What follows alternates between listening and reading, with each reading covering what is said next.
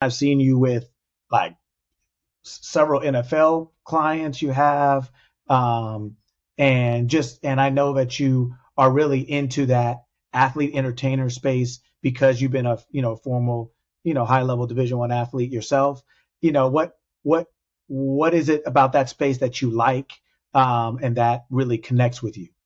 Yeah, I knew it was a space that I wanted to be in for my whole life. Being the competitive person that I am, I always knew I wanted to play sports at a high level. And I also knew that, when I got into the professional world, whenever my sports career ended, I wanted that to be a part of my life as well.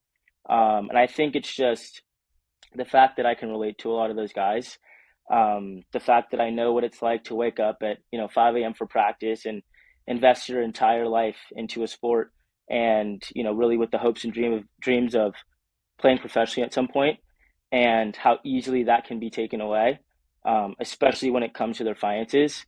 I think when people amass that level of wealth when they get to the professional level, um, a lot of times they want to help themselves, but they want to help their families and people around them. And that can become a bigger burden than they realize.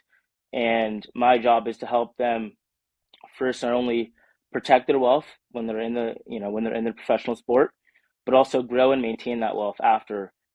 Because I think a lot of people don't realize, or especially when the athletes are in the moment, that they're making 90% of their income that they'll make in their entire lives.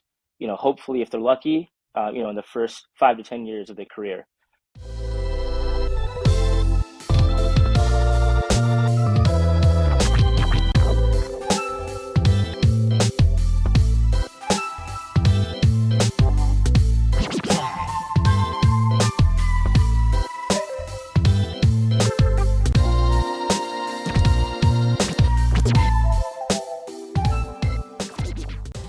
Welcome, everyone. Welcome to another issue of Lanes of Mastery.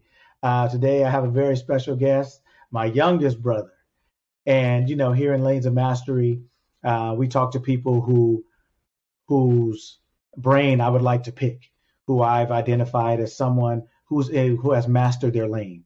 They've mastered the ability to do something. And so today, the issue is with my youngest brother. And we're going to talk about college, high school a little bit, college a little bit, college football a little bit, and also what he's doing now and kind of the path and the journey and all those different ways. So, with no any further ado, here's my brother, EJ Fortenberry, and I'll let him kind of introduce himself and say anything he wants to say before we get started. Yeah, man, happy to be here. I'm looking forward to the conversation, and great to be with you all. Hopefully, you guys found this impactful and insightful. But EJ Fortenberry, brother of Lucky, as he mentioned, now working in the private wealth space at Alliance Bernstein, um, working mostly in investment management. But pleasure again to be with you all here. Looking forward to the conversation and get looking forward to it all getting started. Yes, sir. Yes, sir. Okay, man. Well, let's just start off where you are now, actually, and maybe work our way back. Sure. To give people an understanding of why you're on here, right? Yeah. Everybody on here. This whole thing started with basically, like I always say, it's there are people that I see or that I've identified who have just figured out a way to do what they do, and in a way that stands out. Whether it's their occupation, whether it's their age, or whether it's something that they do or a way they're doing it that stands out to me.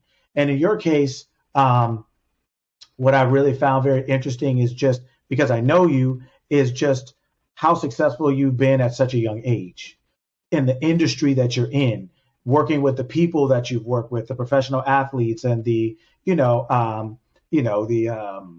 private clients you have, that people would necessarily wouldn't know their names, but who have amassed great wealth in life. And for you to be in that league and to be working with them hands on directly at such a young age, and in this space, and then also being a person of color and things like that. So we'll start there and just kind of, how did you, well, we'll just start right there. So what is it you do now, and what is it you do now? Yeah. So basically, how I explain it is, I run what they call like a multifamily office. for my clients, primarily clients who are in like the athlete, entertainer, or influencer space, but also in the ultra high net worth business owner space. And that's really just a fancy word, multifamily office for I help to run their entire financial lives. So anything from like basic bill pay, helping them buy cars, homes, all the way to the actual investing and investment management, um, to financial planning, financial literacy, education for themselves, their families, etc. So essentially, we just run the entire financial lives for wealthy families, individuals, and people of influence, I would say. Mhm. And you send me pictures here and there, or of little events you're at and things like that. And I've seen you with like several NFL clients you have, um, and I know that you are really into that athlete entertainer space because you've been a formal high level Division I athlete yourself. What is it about that space that you like, and that really connects with you? Yeah, I knew it was a space that I wanted to be in for my whole life. Being the competitive person that I am, I always knew I wanted to play sports at a high level, and I also knew that when I got into the professional world, whenever my sports career ended, I wanted that to be a part of my life as well. And I think it's just the fact that I can relate to a lot of those guys, the fact that I know what it's like to wake up at 5 a.m. for practice and invest your entire life into a sport, and really with the hopes and dreams of playing professionally at some point, and how easily that can be taken away, especially when it comes to their finances.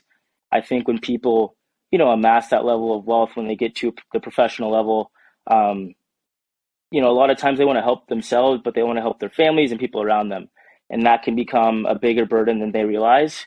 And my job is to help them first not only protect their wealth when they're in when they're in their professional sport, but also grow and maintain that wealth after.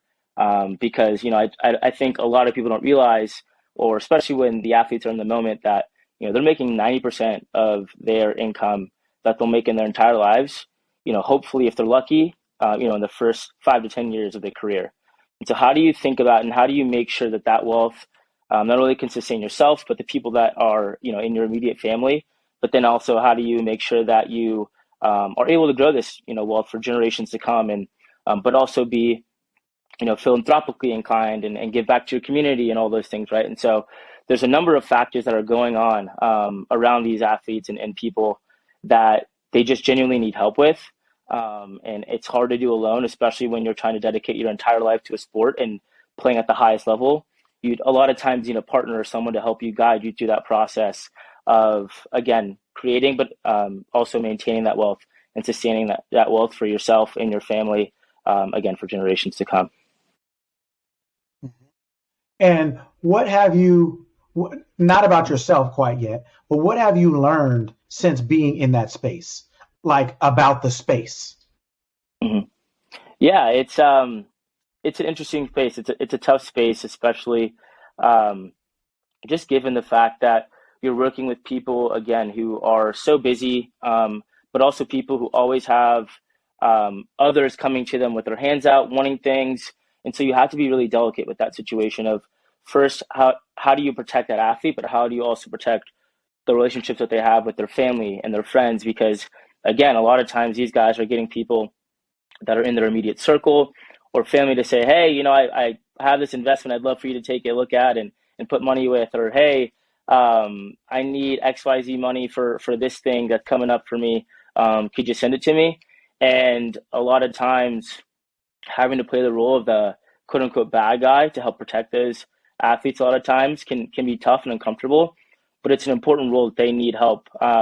They need someone to play at some point, again, because you can't just give everyone everything or else you'll have nothing left for yourself.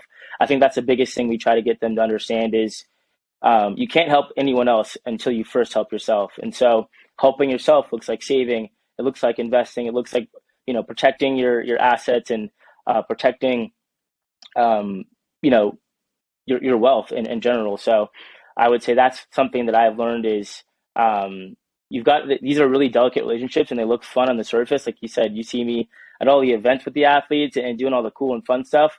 but you don't see the kind of like dirty work that goes on behind closed doors of protecting these guys, making sure that you're maintaining relationships for them, with their family and friends and things like that. So it's a fun space, but a lot of hard work, I would say. Okay. So how do you go about, like, how do you decide what you offer a person? Like, Mhm. each athlete, each entertainer, each, doesn't matter, private person with that amount of wealth, that amount of money, no matter Mhm. where they're coming from as far as how they get it or make it. How do you decide what services you provide? How do you match up what you offer? Like, what is your thought processes, or what are the things that you have to consider in order to feel like you're tailoring what you have to offer to each person? Yeah. I'm sorry to cut you off. How do you decide what advice you give? Yeah. That's a good question, and I think for me and the partners that I have, um, it really starts with understanding the client that we're interacting with and what their goals and their wants and their needs are, because we're not going to really touch a dollar of their money until we first understand those things, because that will allow us to then put a plan in place to help align their goals or wants, their needs or desires for themselves, their families, their communities, and align that with their investment plan, their wealth plan, and all those things, right? And so it takes a lot of time beforehand, and I think what separates us is, I think a lot of, typical financial advisors or people you might see, especially in the sports space, advisors typically are interested in giving people, I think, offering accounts and investments immediately rather than the actual advice that these clients and athletes need to be successful, not only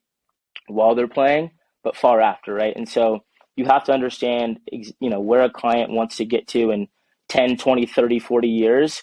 And then you can start, putting in place the building blocks to help them get there, from year one. And so for us, again, it starts with a plan and understanding that client, because again, what we're really trying to do is meet them wherever they are in that wealth creation journey. So we could have, athletes coming to us when they're, fresh out of college, just entering the, NFL or NBA or whatever. Um, and they have completely different needs and wants and goals and desires than a 10-year vet in the league might have, who has a family, who's married with kids, is starting to transition into their second phase of life and start to look for that second career. Those two people are going to have completely different wants and needs, right? And so understanding that first and where those people want to end up helps us then start with a plan of, okay, here's how we're going to start to think about what services we offer, what you need right now versus what you can wait on buying or getting or being exposed to. So it's really just about understanding that client and where they are in their journey of wealth creation, I would say. Mm-hmm. Okay. Okay. And all right. So we'll break off of that and we'll go back. So, you went to a pretty well-known private, independent private high school, academically competitive, pretty elite and affluent. And what was that experience like for you? Not only in that space, but also in that space as a person of color. Yeah, that's a great question. I think it has definitely helped shape me into the person I am today, obviously. Um, being in a school where, I think a lot of positives, a lot of great people, a lot of great friends that I have to this day. Um, but in a school like that, with when you're one of very few or one of one in classes, you definitely realize that you are a minority in a lot of senses, on campus. And I think that helped shape me today to be able to fight through a lot of adversity and discomfort, I think, especially in the world of finance and financial services, where again, not many people of color are. Um, it can feel a little lonely and uncomfortable at times, but again, this has been something I've dealt with, since day one. I went to a preschool that was predominantly white, so it's been happening my entire life, and it's something that I've had to adjust to. But definitely can be uncomfortable at times, but it's something that has helped push me, I think, in a lot of ways to be in the places that I am today, and be as successful as I am today.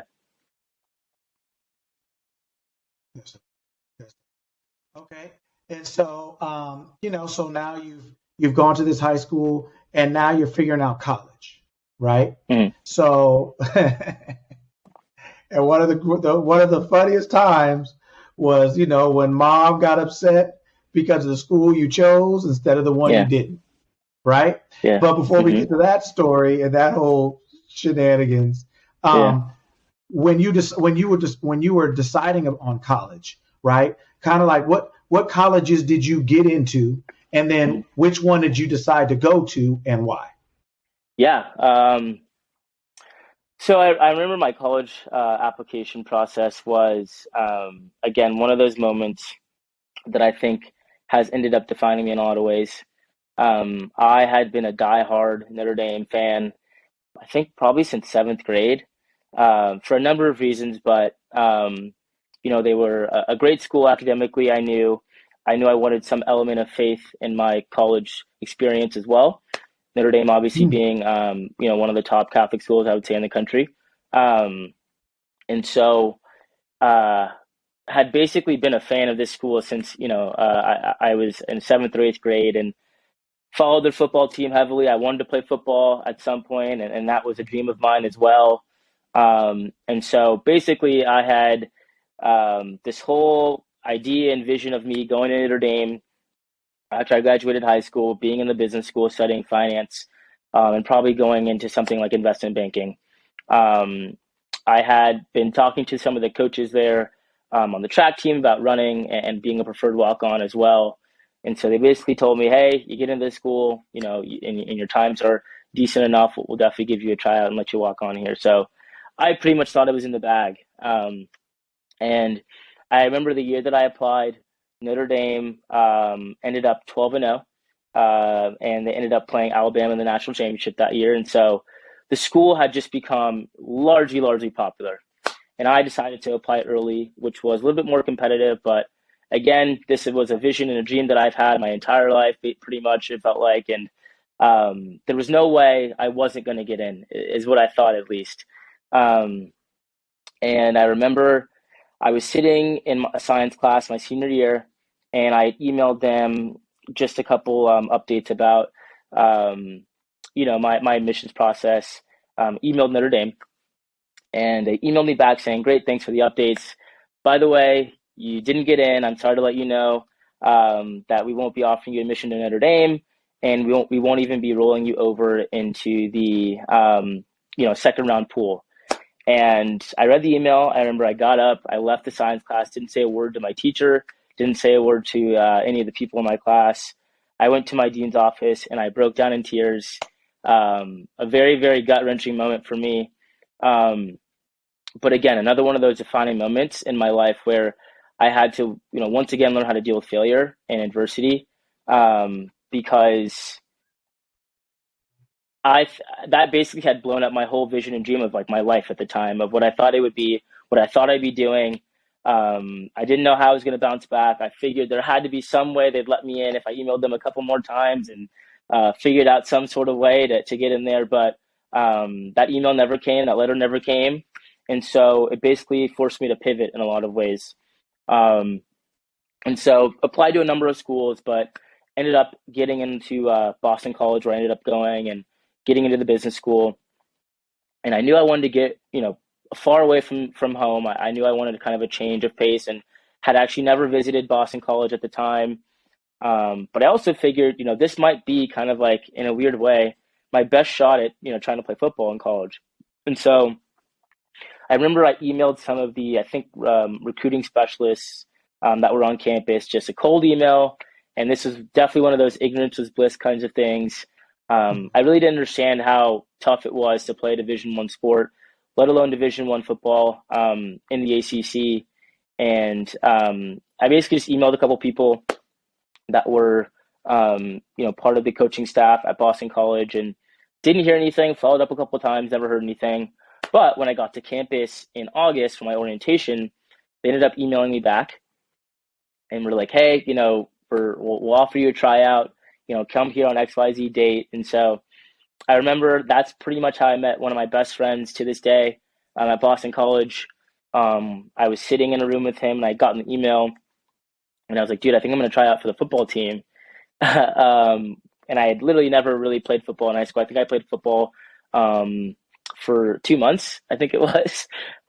So ended up going to the tryout, brought my best friend at the time with me. And I think 7 people tried out in total, and him and I were the only 2 people to make it. I made it as a defensive back. He made it as a tight end. And yeah, the rest is kind of history from there. And I ended up playing all 4 years there, playing in games, which was something that was super special to me. But my college admissions process, I think, was largely a blessing in disguise in a lot of ways.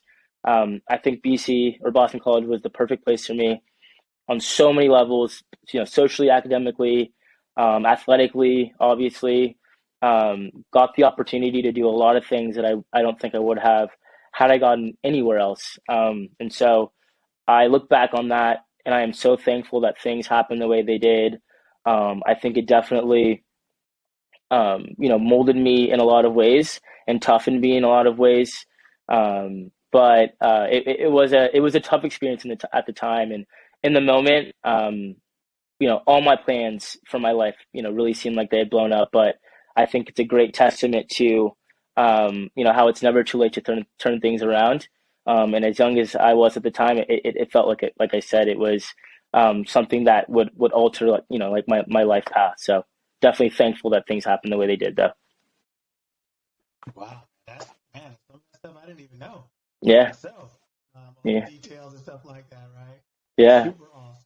So, man, so you just man, for the sake of it, we have to tell the mom story. yeah, yeah. So, so, so go ahead, tell the people this Yeah, one. yeah. Well, my mom is a very strong-headed woman. I'll leave it at that. And when she has an idea or a vision for her children or her kids or her family, even, it's either her way or the highway. And I'd gotten into a couple schools early, and again, Boston College was one of them. And I don't know, in my gut, it just felt right. Like that school felt like the school that I should and needed to be at. It felt like, similar enough to what I was looking for in a college experience in general. I wanted a good city. I wanted a good college town as well, though. I wanted big time sports. I wanted kind of like that classic um, school experience that I didn't get when I was in high school. I went to a very, very, alternative high school, I'd say, for lack of better words. Again, great school, loved it, had a great time there, but definitely was not your typical high school experience or like your classic high school experience that you might see in the movies or whatever. And I wanted a little bit of that. And so, I'm starting to get down to the wire of making decisions, and my mom is really pushing me to go to another school at the time because of, I think something that she wanted me to experience and learn. But again, I think another one of those times in my life where I had to trust myself and trust my gut. And I think hopefully it's a lesson to people out there that might be listening to, trust yourself and believe in yourself. And when your body and your mind and your spirit's telling you something, believe in that and really take that on and, um, take it all the way and make sure you see that through. Because again, I know looking back on my college experience, Boston College was definitely the right place for me, the perfect place for me in a lot of ways. Um, and had I not made that decision to trust myself and trust my gut and go with the place that I felt most comfortable, I think I would have probably looked back on that experience with a lot of regret. Where I think now I'm just so thankful for the experiences that I had. Um, but even when someone you love and trust as much as your own mother is trying to make you, is urging you to make different decisions than what you might believe in. I would definitely just urge people to think twice and really make sure that's something that you feel is a good decision for you, is the right decision for you. And um, because sometimes it might not be. And sometimes you want to be able to say, I made the decision that I felt was best for me at the time. And I felt confident in that decision at the time. And no matter, if things go really, really well or things go, poorly, you can live with yourself because at the end of the day, you made that choice. You made the choice that you were happy with. So, again, it was a tough battle. Um, and it was definitely a fight to the deadline, but I am so thankful that I made the decision that I did, and I rolled the dice and took the chance on myself because, like I said, the experience that I got over those 4 years at Boston College, I don't think I would have gotten anywhere else. Yes, sir. Wow, man, that's awesome. Okay, so now you're at BC, doing your thing, playing football, and you're in the actual graduate school program from the jump, Hmm. which is a hard thing to do Hmm. coming in as a regular freshman, right? So you have that you have basically the graduate school program that you're in as a freshman, and now you basically walked onto the football team. Now you're playing there. So how were those experiences individually kind of and collectively, Yeah. as far as like what was your day like, what was your time like, and maybe what was the overall experience of your 4 years, kind of with those two things together. Yeah. So I'll try to take it individually first, because I think for me there was a lot happening at once. So again, I didn't play football in high school, so that was an adjustment by itself. I wasn't used to kind of like the schedule. Having run track and cross country in high school, those are pretty quick practices, I would say. And you're not, doing things like watching film or really lifting a lot. You're pretty much out on the track or running for, an hour and a half, maybe 2 hours at that, at the most, and you're done. But, starting with football, that was pretty much an all morning commitment. So, we're up at 5 o'clock, in the locker room at 6 o'clock, basically not leaving that locker room or the facility until, 12:30, 1 o'clock p.m. And that's just when our day starts pretty much. So, we've got a whole slate of classes after that. Again, I'm in the business school, so I'm taking, finance classes, but also like the general classes that you have to take as a freshman. And so for me, just mentally, emotionally, physically, like that was like a huge, huge drain on me. And I remember my sophomore year, first semester, which was like my first real season, first actual season on the team and doing all the activities on the team. I had gotten my worst GPA I've ever received, like in my entire academic career. And I think that was really tough for me to swallow and figure out because obviously I'm not playing great. I'm a young guy. I'm brand new really to football in general. Things aren't going well academically as well. And so I'm just dealing with all of these things at the same time, trying to figure out, can I even do this? And feeling a lot of self-doubt at the time of first, should I even be at this, should I even be playing football? Second, should I even be at this school? Like, can I handle it academically? And those were some really tough, dark moments, in my life and in my time, at my time at BC, where I really had to dig deep and figure out, how I was going to respond. And so I think there was definitely a moment in time during that sophomore year, where I really had to sit down and take a look at my life at the time and say, okay, like, am I really doing everything that I can to be successful in all areas of my life, right? So obviously that starts with school and academics. Am I doing the extra things like meeting with my teachers, going to office hours, um, you know, making sure that I put in the extra time in the library to study, developing relationships with other people in my class to form study groups and find other study partners, all of those things, right? Like, am I really exhausting all of my resources here, or am I just being lazy and just chalking it up to being a football player and being tired and things like that? Um, and I think when I kind of did that reconciliation in my life, I realized there were so many holes and gaps that weren't filled, and so many things that I could have been doing better to help myself be successful in again the athletic arena in my life, the academic arena in my life, and I remember just sitting down and saying, okay, I'm gonna give this, my best effort for the next 6 months to a year, and really just see how it goes and see if things start to at least get better for me. Because if not, I really need to figure out if I can, first continue to play football, if this is something that is even worth my time.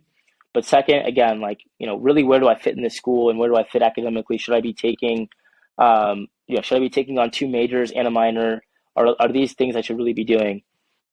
And so, um, All right, hold up before you finish. Keep going. Can you cut your camera back on? I don't know if it just went off. can you see me now? No, I can see you. it just has like a. Okay, Can you, okay, you good? yeah, Okay. yes.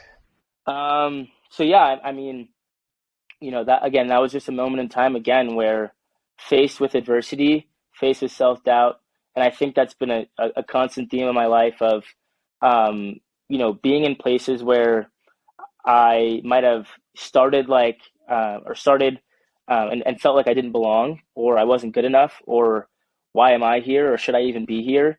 And having to every day kind of pull myself up on my bootstraps and fight through those feelings, and try to turn those things around. And I remember sophomore year, second semester, things start to get a little bit better. Junior year comes around, and I think it was from junior year until I graduated, I made the dean's list every single semester after that. And again, that was just a simple kind of, again, reconciliation to my life to say, hey, am I making sure that I'm doing all the things I can to set myself up for success? And I think I had to be honest with myself at the time, and I wasn't. I think I was in this kind of like haze of being a D1 athlete and thinking I was kind of too cool for school and didn't really want to try and wanted to kind of experience, life, and social life and party and things like that. But um, again, I think that was another lesson for me to say, okay, whenever I'm faced with adversity, that's a moment in time where I can, take a beat and take a step back and say, okay, what's not going right in my life and what can I fix, or what things can I do to help fix those things that aren't going the way that I want them to go. And so again, transitioning from that year, sophomore year, uh, through my graduation, dean's list every semester. um, you know, Football career starts going a little bit better. I start getting on the field a little bit more, playing a little bit more, and starting getting playing time, which was, again, something that I dreamed of since I was a kid. And so, again, looking back on that experience as a whole, I would say at Boston College, just so special in a lot of ways. I mean, the people that I met, the experiences that I had, the teachers that I had that I think really helped. Helped me kind of get to where I am today in the sense of just being willing to be there for me and be a mentor to me. And I think that's one of the reasons I value mentorship so much, in my job today, in my life today, and especially being a mentor to others is because I know there was no way I would have made it through those 4 years at Boston College without some incredible mentors, both on the academic side, my teachers, but also some really, really incredible coaches. So, I think looking back on my experience at BC, just so many great memories, and a lot of them had to do with so many great people, friends, relationships that I built, that were in my life at the time. Man, that is super amazing. Yeah, That is really, really amazing, man. yeah, Um, man, I think you answer so many questions in your own answer that yeah, it's like, okay, well, what else we have, so to speak. But um, and so you finish playing, and you graduate. Came to the graduation, man, which was campus is beautiful. hmm I can definitely see why you liked it, and the campus is just beautiful, man. And so now you graduated, and so then at that point, what are your plans? What are your plans at that point once you graduate, or maybe you have a couple plans before you graduate, some things already set up? What was that like for you as far as the transition after college into your next steps? yeah. It's kind of funny. It happened pretty quick for me. So I remember my junior year. I'm slowly realizing the NFL is not in my cards. Again, as much as I love football, as much as I love being on the field and playing and practicing and being in the locker room with my teammates. I knew the NFL probably wasn't going to come knocking for me, and so I always knew that I loved finance and I loved math and I loved numbers, but didn't know exactly what I wanted to do. And so I think like every finance major out there in the world, when they first pick it up, um, they think they want to be in investment banking because that's what they hear about. That's kind of like the cool, sexy, fun job where people make the most money. And so I remember starting to ask my teachers and mentors more about the role and the job itself. And I think the more I learned about it, the more I was able to kind of read up on it and take classes on it, the more I realized like that wasn't really the role for me. And I don't think it had anything to do with kind of like, the crazy hours that you hear about, but more so, I knew I wanted to be in a role where I was really client facing and front facing with people and social and talking. Um, and from what I heard from, again, my mentors and peers around me that were involved in the space, that wasn't really what investment banking was. And so I remember I had a conversation with a close friend's father, and he basically told me, um, you might want to look at private wealth management. It's a space where you can, be involved in finance. You're definitely involved in like the capital markets and stock market and things like that, which was all things I wanted I liked and enjoyed. But there's also this social component to it where you get to talk to clients, you get to talk to people, and you get to kind of help people kind of figure out their life plans and their life goals. And so I remember I had an informational interview with a couple people at Bernstein, where I work now at the time, and got a chance to come into the office in LA and meet a lot of the people, and they were just incredible. All of them, just really, really great people, really, really smart people. Um, and they were all just willing to help me and mentor me in a lot of ways. And it's funny, I remember keeping in contact with all of them before I even got the job offer, before I even applied for the job. I sent them kind of like a round of thank yous, and I was like, hey, like, would love to kind of keep in contact with you all as I go through like the interview process, not only at Bernstein, but other places as well. And they were all happy to do it, all happy to take calls whenever I had questions, send me emails whenever I had questions, even if it was just to check in and catch up on things. They were all happy to talk to me, and that felt like a culture that I wanted to be a part of. Again, a culture of mentorship, a culture of teaching and training and development. And so, transitioning into my senior year, I applied for the full time position, ended up getting it, and so I basically knew what I was going to do before my senior year even started. So I had that job offer and basically applied two places, got offers from both, but knew I wanted to be at Bernstein, and so took that job pretty quickly.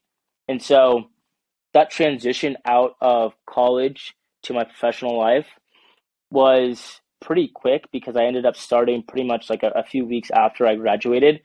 But again, I had some time to really think about it and settle into what my role in life would be like. And again, looking back on where I started, at Bernstein career, like almost 6 years ago now, to where I am now, a lot of growth, a lot of development, a lot of success, but truthfully, a lot of failure too. And again, I think that is just something that's been a consistent theme in my life. And I think if you look at any successful person, that's a consistent theme of there's a lot of success, but there's also a lot of failure and a lot of risks that you take, a lot of things that you do where you just fall flat in your face, and somehow you got to find a way to get back up again and try it again and try it in a new way. So my transition into my professional life was I wouldn't say too daunting, but I think once I got here and I realized, my day to day and what that would look like and all the things I had to learn, I think that's when the pressure really, turned on for me. And, again, where I was back fighting adversity. Yeah, yeah. Wow. Okay. So now we're kind of like, where we are today, Yeah. right? So how is it going for you now? How is it going for you now? What have you've been there, like I said, 5 or 6 years. How is it going for you now? Yeah. No, like I said, looking back on my last kind of 6 years here, it's funny, like I'm really exactly in the places that I wanted to be. When I first started here, which is crazy to say because I feel like I'm still so far away from a lot of my goals, and a lot of things that I want to do. But if I could have pictured my life, when I started here at Bernstein, it would have looked a lot like, how it looks right now. And if you would have told me even 2 years ago or a year ago, I'd be doing some of the things that I'm doing now, like I would have been so, so thankful. And so I think a lot of times I have to remember that of, I've fought through a lot to get here. And it's really a blessing to be here. And even I remember my first year as an associate, struggling so much. I was on a team of, I want to say, like, working with 6 or 7 advisors and helping support their businesses, basically helping them support, what I do now, basically running clients' financial lives. And I was on a team where, we were working, I was working for the head of the business at the time, and like two and three, 3 or 4 of the top producers in the country at the time, amongst some other advisors. And just the workflow and the day-to-day pressure was, a lot for me, especially as a first year. Again, especially as one of very, very few people of color in the entire office and West Coast in general. You feel that, and you feel the pressure to perform. And I think I took a lot of life lessons, from my athlete and my playing days, right into the business world. And I think a lot of those lessons that I learned, playing sports and being, you know, an athlete in college and before that, translate directly into my work life. And a lot of times I tell guys, that are athletes that are either transitioning out of college into the workforce, if you take those lessons that you learn as a college athlete or even a high school athlete, things like discipline, things like teamwork, all of those things, and you translate them into your work life and your professional career, you will be leaps and bounds ahead of people, because most people, truthfully, just don't want to work hard, or they don't want to sacrifice, or they don't want to get to the spot early, or get to work early and stay a little bit later than most people. And if you can kind of stack those days up upon each other, um, and just kind of try to be, 1% better every day, I like to say, um, you'll look back, I think, a couple years down the line in your career and say, there's a reason why I've separated myself and I've experienced the amount of success I have, um, up to this point. It's because you've separated yourself by doing the extra work. And so I think that's, lessons that I've tried to translate directly from my sports and athletic career into my now professional career. Yeah, man. I'm always talking to mom and stuff like that. You know how that goes. And but she's always so proud of you, and she's always telling me about, you're down here or you're over there or you're at the Yeah, Super Bowl or you're at the this or the that. But also she tells me a lot of like some of your awards that you've gotten or you being in certain what am I looking for? Like associations or groups, and things like that. Tell us a little bit about some of that. yeah, happy to. And so, I think a lot of the groups and awards and things I've won, whether it's like being published in newspapers, talking to people, at Yahoo Sports even, just about how I work with athletes and things like that. Um, they're incredible accolades, and I definitely think, I'm proud of them. But I think the things that I'm most proud of is actually being able to give back to the communities that I work with and that I serve. And so, I think a large part of what I do is the financial literacy piece. Um, and I've been able to go back to my own school, go back to, a lot of communities, of color who haven't had the same opportunity or chance to receive the same type of advice that others have, and be able to give those things back to them. That's been incredible, to me, and I always want to make sure I emphasize that is, the awards are great, and being in publications are great, but I think the things that I'm most proud of is being able to be on the ground floor with the people that I care about, the people that I want to serve, you know, people of color in general, and making sure that I give back a lot of the knowledge that I've gained.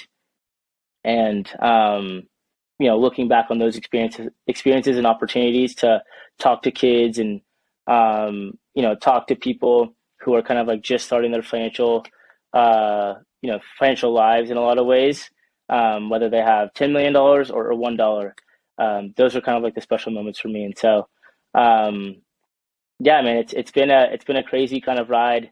You know, these last, especially kind of couple of years as I've gotten my advisor career off the ground.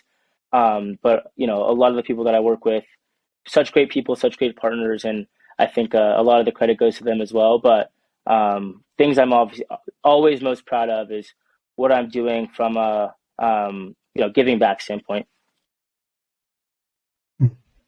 Wow, that's wonderful.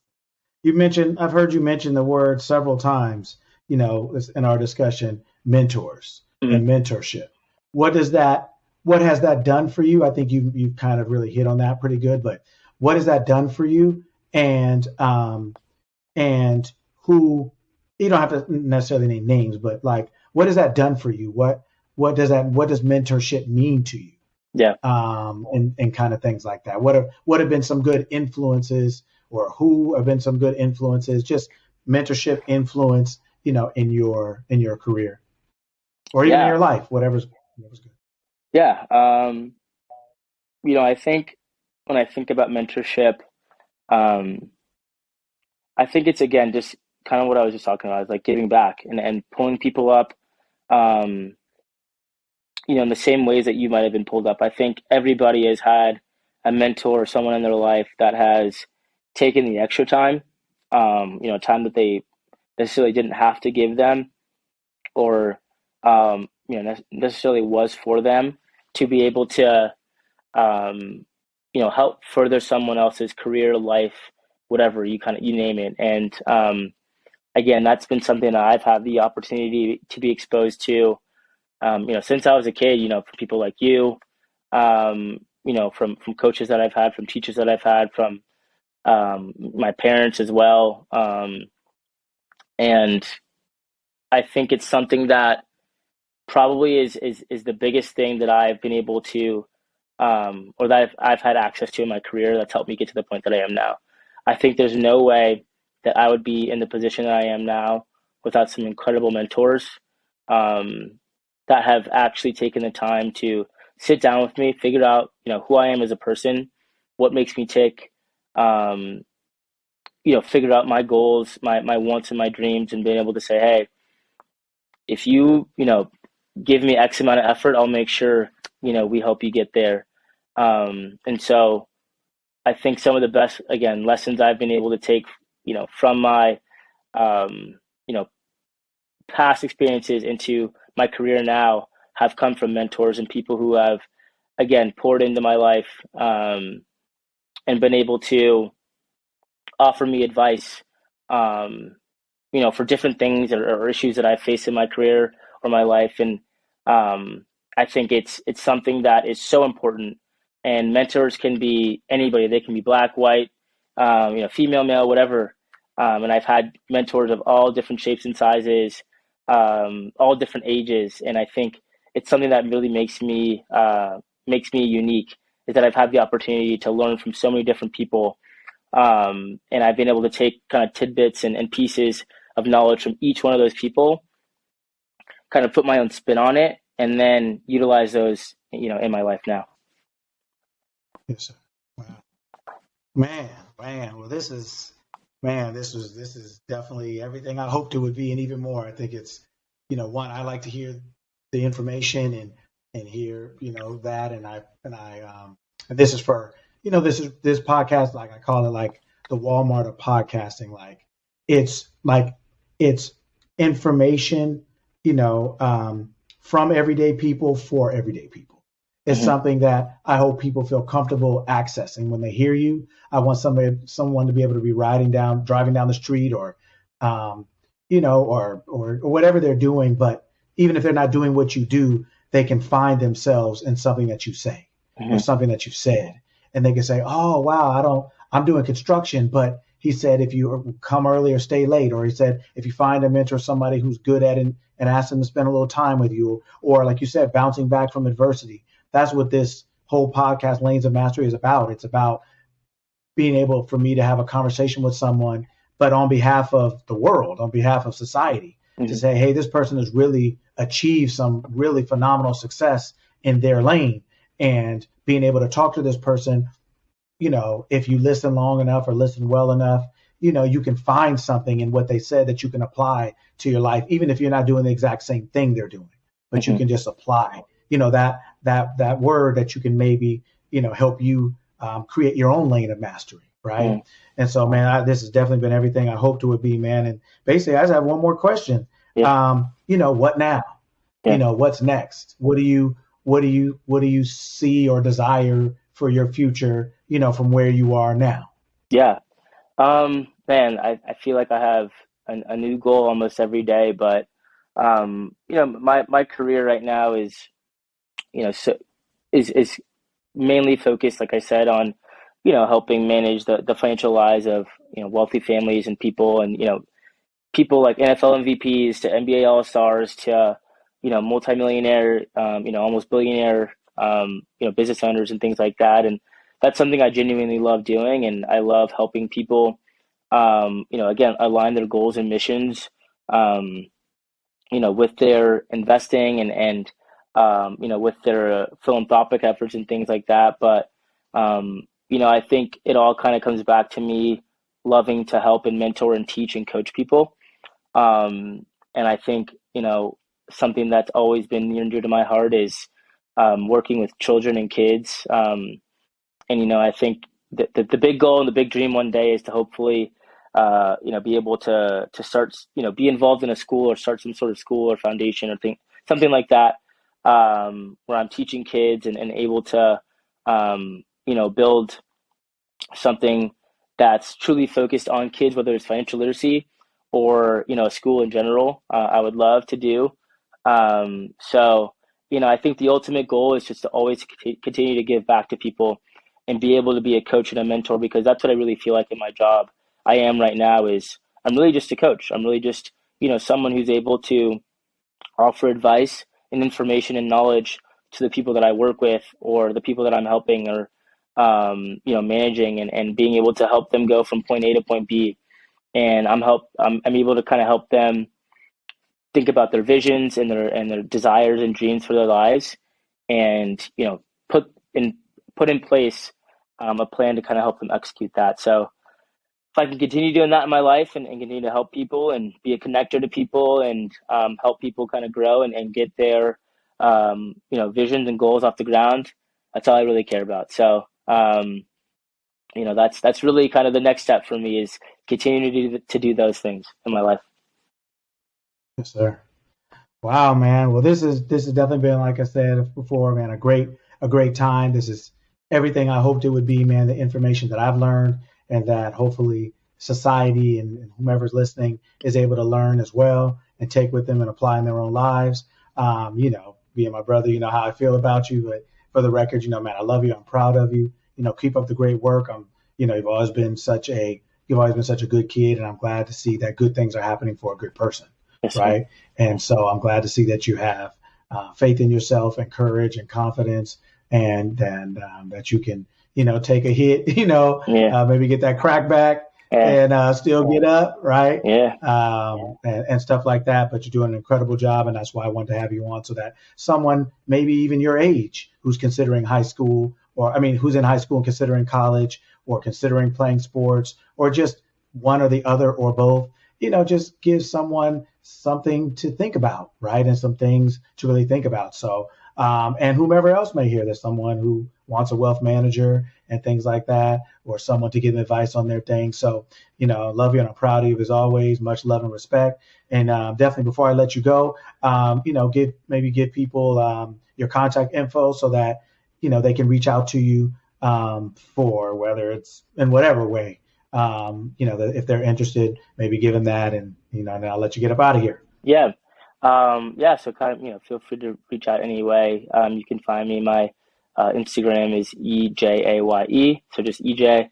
Um, I have a LinkedIn. You can, just look my name up, EJ Fortenberry, work at Bernstein. That's probably the easiest way. I check that pretty frequently. Also by email, just my first and last name at Bernstein.com. So it's Errol.Fortenberry at Bernstein.com. Um, and so, yeah, feel free to kind of reach out anyway. Happy to kind of just, again, be a mentor or another ear to somebody that wants to talk or chat or offer whatever help I can. I think, again, like that's something that's always important to me to do. So if I can do that for anybody that's listening, happy to do it. But yeah, man, like we always say to each other, much love and respect. And I'll talk to you soon for sure. Yes, sir. All right, man. Appreciate it. Have a Mhm. good night. All right, man. Peace. Yes, sir. Peace.